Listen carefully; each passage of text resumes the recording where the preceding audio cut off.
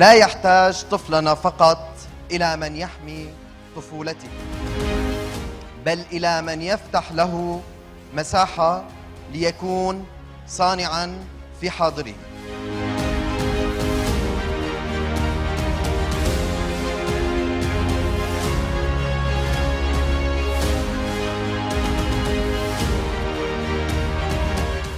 هي الأفلام اللي عم تعملوها أنتم مشروع مخرج بالمستقبل، أنتم مشروع مدير تصوير وإضاءة، مشروع ممثل، مشروع مدير إنتاج، مشروع فنان، مشروع إنسان رح ينقل صورة سوريا لكل أنحاء العالم.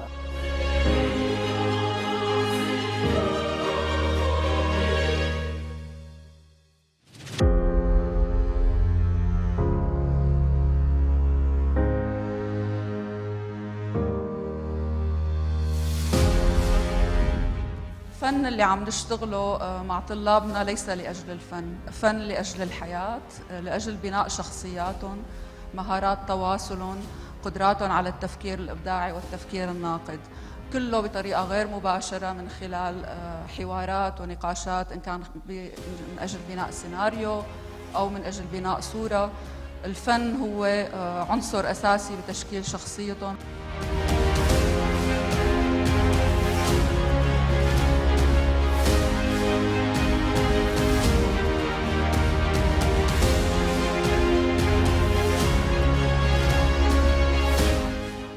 أحلى شيء بهالمشروع إنه مو بس عم نسمع أفكار ومشاكل الأولاد الجيل الجديد، بس كمان عم نشوفهم بطريقة بصرية أقرب للقلب وعلى الشاشة الكبيرة.